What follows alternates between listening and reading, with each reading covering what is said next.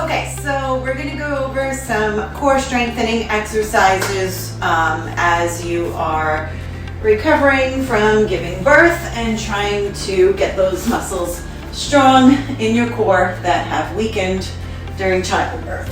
So I have a weighted ball. It's just optional. We're not going to use it yet. First thing we're going to do is a pelvic tilt.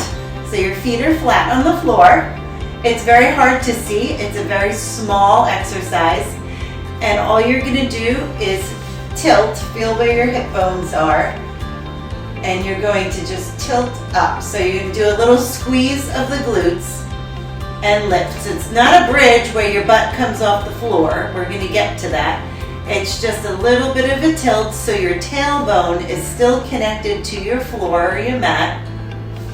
And you're just doing this real small motion of a tilt. And like I said, you're squeezing your glutes as you're lifting. Good, and keep going. Let's do 10 more. 9, 8, 7, 6. Make sure you have some good padding underneath you. A nice thick mat, or my mat is thin, but I have padded floor underneath because you want to be comfortable on your back. And good. Okay, so now we're going to do the bridge. So you can pull your feet in a little bit closer, and you're going to lift all the way up and lower down. So it's a slow kind of peeling your back off the mat and then rounding the back down gently. Lift. You're going to feel a nice stretch through your thighs, through your quad muscles. And we're strengthening underneath here to your glutes and your thighs. We're going to get the inner thighs involved. So strengthening your core means your abdominals, your lower back, your glutes, your thighs, that whole area. Some people think core and they just think abs. It's the whole midsection. And so we're going to do 2 more right here. And last one, and lower down. Okay, so we're going to focus on the abs now. So you're going to support your head. We're not going to crunch or try and do a full sit-up. All we're going to do is take your chest and lift it towards the ceiling. So find a spot to look at on the ceiling and lift your shoulders off the floor. While you're lifting your shoulders off the floor, you're focusing on pushing your belly button in towards the floor. So you're not physically pushing, I'm just kind of showing you for a visual. Belly button is getting sucked down to the floor, and that right there causes your shoulders to raise. So if you focus on squeezing and tightening your abdominal muscles, you'll kind of feel your shoulders want to come up, almost as a reflex to pressing down into your abs. So what you don't want to do is sometimes when we work our abs, we tighten them and so we kind of push them up. You don't want to do that. You want to think of pressing your abs down, your stomach muscles down into the floor. Steady breathing. Make sure you're not holding your breath. 2, and let's just do 1 more here. Slower is better. Gives you a chance to really focus on contracting and tightening the muscle. Okay, so now we're going to do another set of bridge, but we're going to get the inner thighs involved this time by squeezing. Now, it doesn't have to be a ball. It doesn't have to be anything. If you don't have a ball there, just squeeze your knees and your thighs together. The ball just kind of makes you not have to think about doing that because you're automatically going to squeeze all of the inner muscles together because you're trying not to drop the ball. So it's a neat trick. You don't have to use it. Hands down at your side for support, and we're going to lift and lower. So again, if you don't have the ball, The difference between this one is my feet are closer together and my knees are squeezing together. If you don't have the ball, you're actually going to have that connection. Your knees and your inner thighs, everything's going to be sandwiched really close together, and we're going to lift. So you won't get as high up on this one, but we're just starting to bring in more and more of those core muscles into the exercises. Good. Steady breathing, nice and slow. You don't have to do this many reps either. You can just do as much of it as you can. When you need a rest, you can just rest on the floor. Watch me keep going. I'll keep going.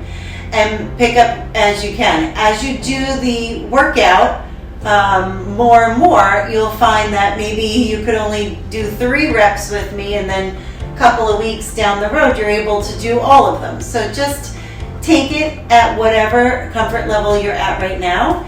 Do what feels good. If you feel like you've had enough, then you've had enough for today. That doesn't mean a week or so down the road, with practice, you won't be able to do more reps. Okay, hold it there. And you can also judge that after the workout the next day. If you feel like your muscles really hurting, you can't even walk around, okay, then maybe you need to do a little less on the rep count until you can work back up to it. If you feel great, then you know, hey, let me challenge myself, maybe do a few more repetitions. Okay, so we're going to go back to strengthening the abs, and this time we're going to ask the obliques to come in and join us. So it's not only the abs that are right in your center, but it's the abs that run along the side as well. So we're going to do that by taking a little bit of a twist. Your fingertips are just slightly supporting your head. Don't clasp your hands together, because then you tend to just yank your head up there, and we don't want to cause any tension in the neck. So you're looking at the ceiling. Don't tuck your head. Again, we don't want to hurt your neck. We're just taking a little rotation towards one knee and then to the other knee. Now, if you feel like you can add on a little more range, you can hold your head with one hand and you can reach the opposite hand across your body to your knee. So there's a lot of progressions with this exercise where you can add more and more challenges as your core starts to become stronger. And another one of those ways is to use the ball with you as you come up. If you have, and I say ball, but it could be just a 2-pound weight, anything you have that you want to add a challenge, you could at some point. 4, 3, 2, and 1. Okay, hands down at your side for balance, and we're going to lift your legs up here. We call this tabletop. It's kind of like if you were to hang your feet over your couch, like that. And what we're going to do is just tap the floor with your toes. Toe taps down and up. So notice my lower back is staying on the mat. You don't want to reach too far where you're getting an arch in your back. I want your lower back to be comfortable and flat on the floor,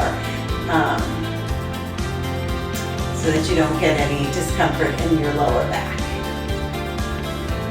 And 4, 3,